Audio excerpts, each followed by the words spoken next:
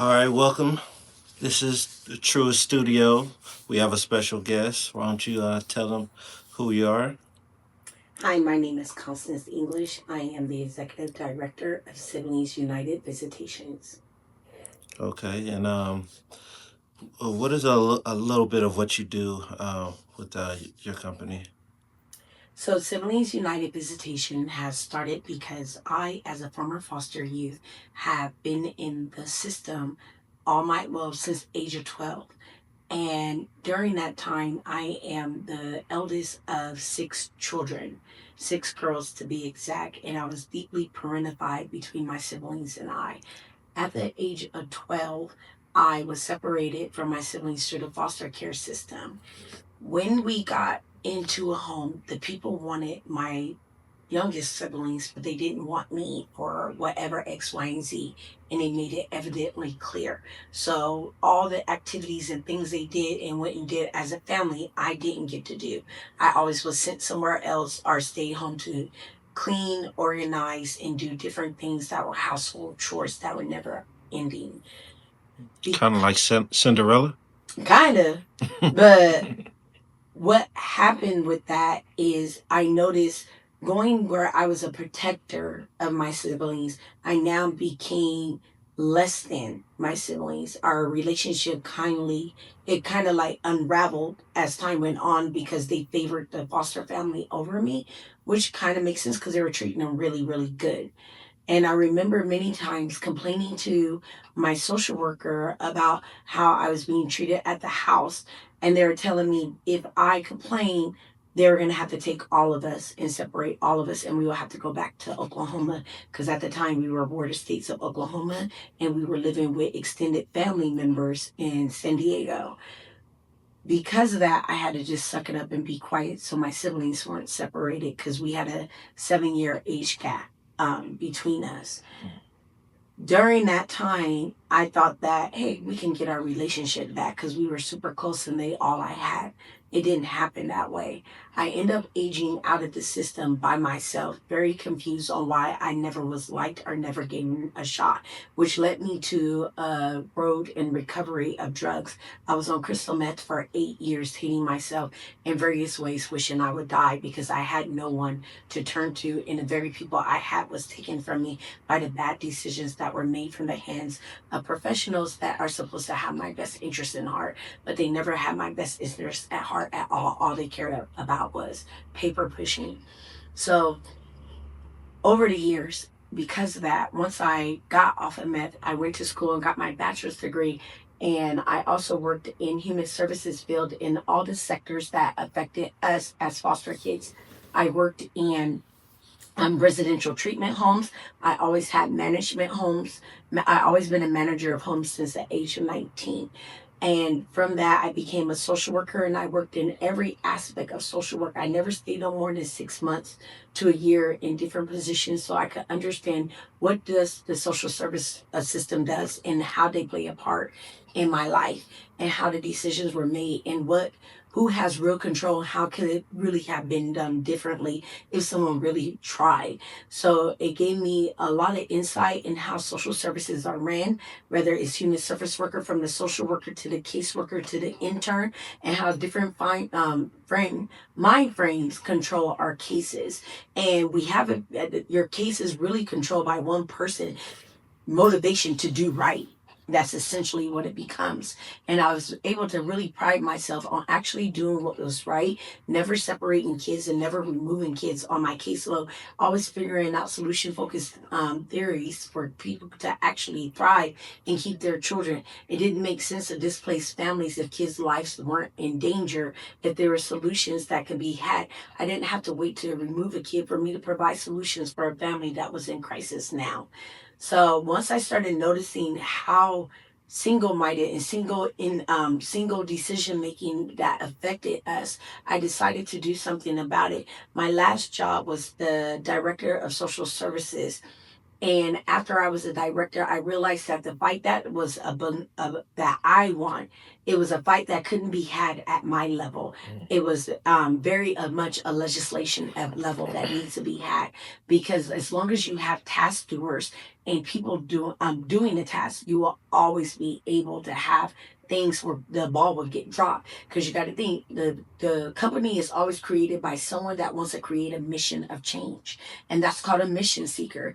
But then they start hiring people along the way, and some people might be for your mission and some people may not. And that's how you'll start separating. The people for the mission is going to do work, and they're going to keep the mission in line, and they're going to do the things, and the company's going to grow. But then you'll always have job tasks that outweighs the mission seeker, and those are people that are just coming and getting through their 9 to 5 and not really caring if the task were really carried through. So then cases get dropped. I started noticing a lot how neglected that the foster care system was, especially us as foster kids, and how many times that we have to go through social workers and repeat our stories over and over again. Professional abandonment is very much real. We only get abandoned by our family once, but we get abandoned by professionals time and time again. You meet your first social worker, and then next thing you know, they're like, oh, we're going to come and fix this and X, Y, and Z. And then they get promoted or they get moved to a different unit. No one comes and tells us anything. And next thing you know, you're repeating your story over and over again.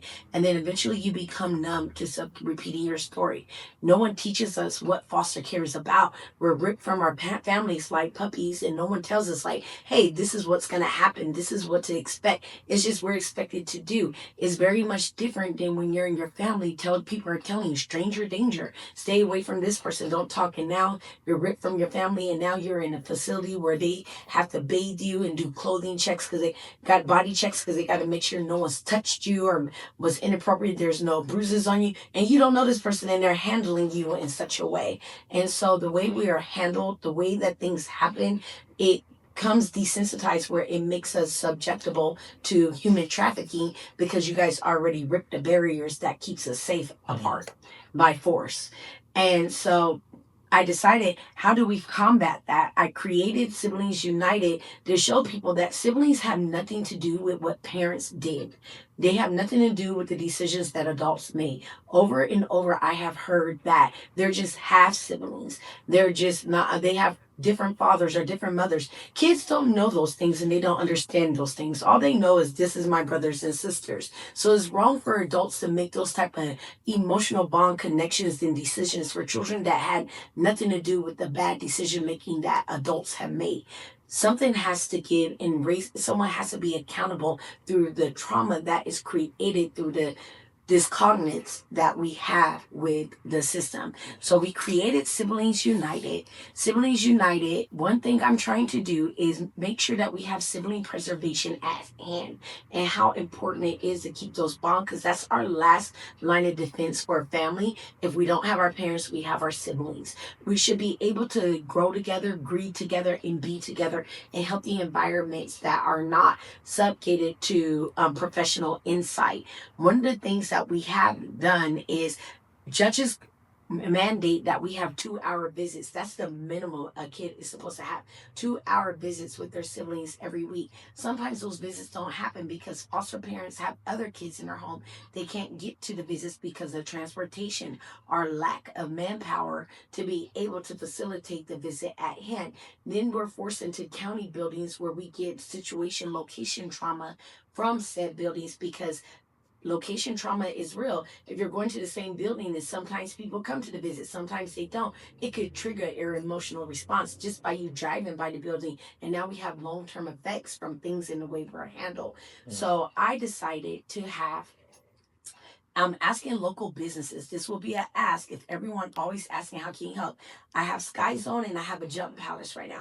I ask local businesses for, hey, give me 25 tickets a week, 25 tickets a month, or one $500 donation. One, what happens with that is we create natural visits for kids to be able to go to Sky Zone and all those other different places where they have lasting memories with their siblings, and it's just normalized visits that is not subjected to foster care visits. Another thing that we do with that is we create transportation for the services. I have a transportation company called Old English Transportation. One of the main reasons that kids' visits don't happen is because transportation. I now want to alleviate that. We do have a transportation service for foster kids called Hop, Skip, Drive, but that one is only for medical and school. I'm trying to be a personal Uber for foster kids with my transportation services, which means I will need 2 vans and 3 cars to start to get these kids to and from visits. We created a form for that is very easy. That's on one page.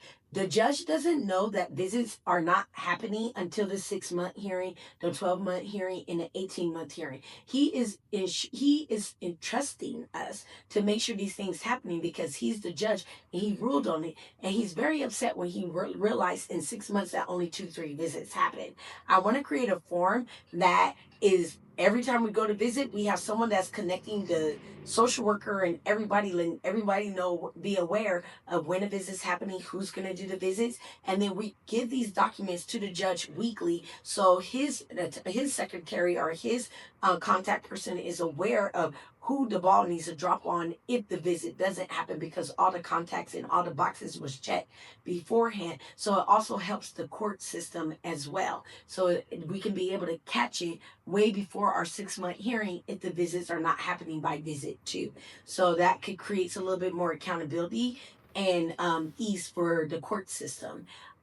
We will pick the kids up, take them to their visit. That's what the $500 donation goes towards. But also $500 donation goes to kids that like to be in activities. We have ballet, we have music, we have talented kids that have a plethora of skills that they want to be able to highlight. Some kids like to be in glee club and track and all these different things, but no one has money to do it. Social workers say that they're going to pay for it, but then they always have fires that happen and they forget about the things they promised the kids. I'm trying to be their big sister. I'm trying to pay for all those different activities that they want to be in.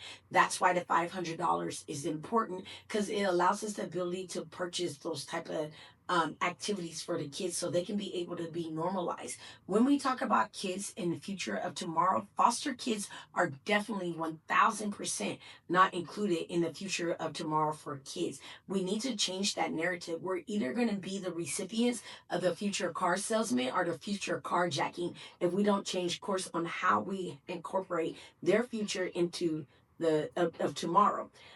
One thing that I noticed is a lot of medication in social services and behavior services are given to foster kids to treat quote unquote behaviors, not realizing most kids get into the system in survival mode. Whatever survival mode that they entered the system in, that's the survival mode that we should be treating. For instance, if physical abuse, if you take a kid from physical abuse where they always had to hide and be scared and weary, and you put them in another foster home where the physical abuse and the same symptoms are antics that happen in their own home is now happening in a foster home, they're still going to be afraid and reacting in recourse to that. So I want to make sure that we can be able to teach kids what are their survival mode. Maslow hierarchy of needs is so important to the foster care generation because it teaches us what our needs are. If we are able to teach foster kids what their needs are through the Maslow hierarchy of needs, I created and developed a system that it is it's a 20-week curriculum. In those 20 weeks, I teach one different survival mode every week. If you take all 20 weeks, you will be able to find which survival mode you are so you can actually heal. And it'll come to steps. Let's say food insecurity was one of your survival modes. I will have steps in there telling you how to recognize you as a foster parent, you as a foster kid, if you're still in that survival mode. Are you hoarding food? Is food something that keeps you up at night? Is it something that you're very unsure about? Do you gorge on food? Do you overeat? Do you do things that you would normal do are not normalized because you have to have that control of safety? One of the things that would be a solution is, hey, keeping a journal and making sure that you have packages of little little wins of every day I have this little cupcake or snack or this applesauce that's in my drawer that I'm not going to touch every day, like doing the little exercises like that so you can become aware. Is manipulation something you weren't never having to have your needs met? Teaching you how to get out of the manipulation mode, a survival mode of using people because you now have your needs met and you don't want to use the wrong people so you can have good jobs and people can trust you. Building honest character. So those are things that we're teaching. Another class that I want to teach foster kids is what is foster care. Again, no one teaches us. We need to know each and every position that is in a foster care system so we can act accordingly and better advocate for ourselves. We can't advocate if we don't know what is going on. We need better accountability in the systems. And reason why I say these things is because I want to be known as the first national professional foster kid. Professional foster kid meaning that I want to undo that title and label that shames us.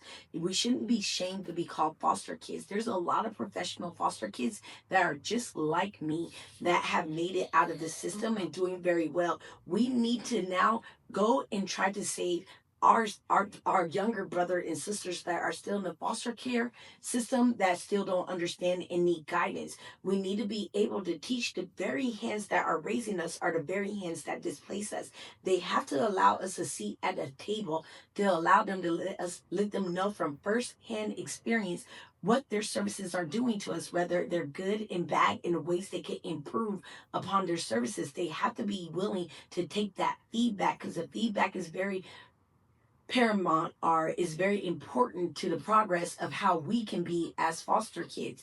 We can't do that if all we're able to do is be on the charitable end of services. I was just in a meeting the other day where we're talking about backpack drives, different things for Christmas and whatnot. And I'm thinking, why are we working on backpack drives? Do you know that my kids each have 3 backpacks each and 4 pairs of shoes for school? That's their exact full size shoe size when they're still growing and the shoe's only good for 2 3 months. No one Everyone's throwing things at them that it takes away and it creates the give me syndrome in foster kids. We become some desensitized because we become so charitable based that our identity is just into the receiving end. There's no reciprocity. You have different programs that says, hey, we teach kids how to make peanut butter and jelly and give it to the homeless. Reciprocity to me is more willingly of, hey, this is my friend's birthday party, I want to come and give them a gift. We created a store where kids can come and go and get a gift for their friend and be able to attend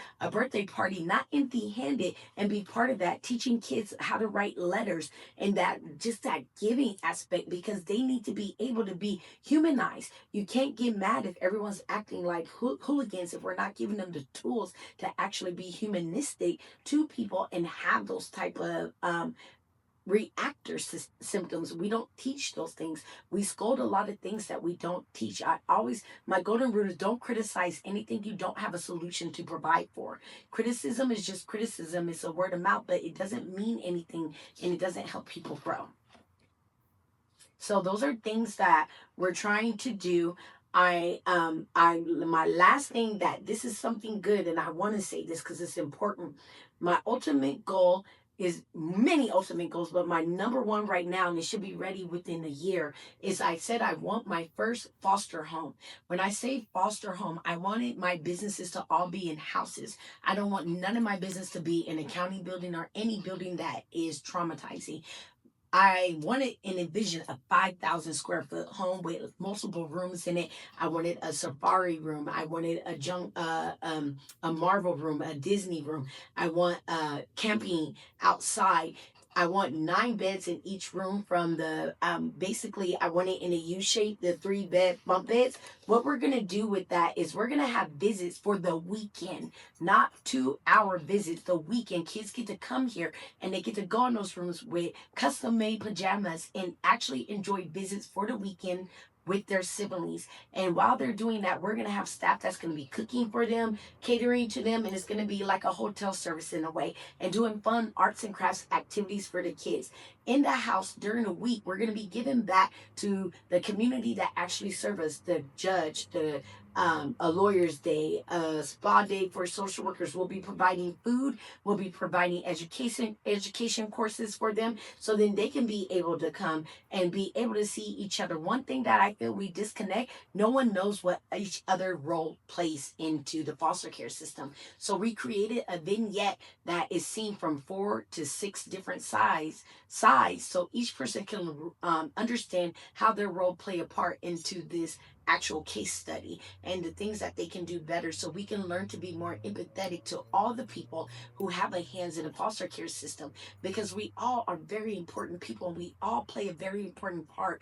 One thing that gets us here because of our heart, but if we don't stay connected to the grounding and the meaning and the root causes, and we become too much enthralled in job tasks, we'll miss the very mission we need to save us. So that's what I want. I want us to have more. My targeted audience is for more young professional foster kids to come and find me, for them to be part of the movement of us educating other foster kids and being their big mentors. All right, well, speak it to existence, and not only speak it to existence, you putting into action and getting it accomplished. So, Our house is getting built. So yeah. one of the guys I partnered with is he has a karate studio. I created after school programs for a karate studio, a boxing studio, and what that after school program does, I write the grants. And for you, if you allow my foster kids to come for free. So I'm looking for different places like that, like Boys and Girls Clubs that will let my kids come for free if I write grants. But Boys and Girls Club already have something. So it's other different places. I have an art studio that's going to allow my kids to come and splash art out of anger, but it turns into something beautiful.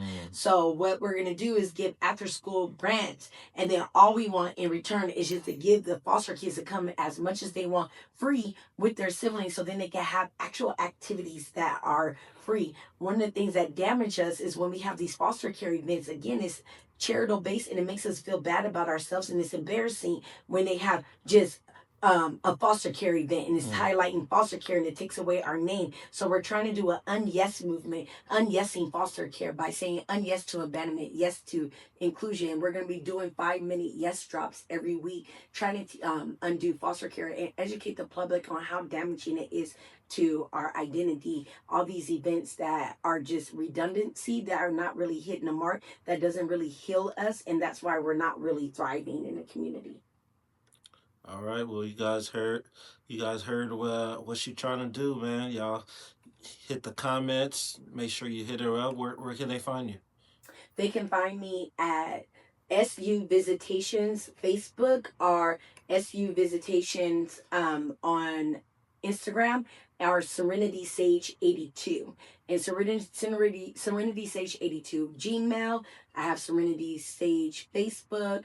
And I also have the SU Visitation .org. You can come, our Siblings United Visitation. So anytime you type in Siblings United Visitation, it'll pop up with the things that we do. All right, for sure, and we'll definitely be tapping back in probably next week, and we'll try to keep this going. Thank you. I appreciate you for allowing me to speak. No problem. Thank you for coming. Thank you. Bye bye. All right.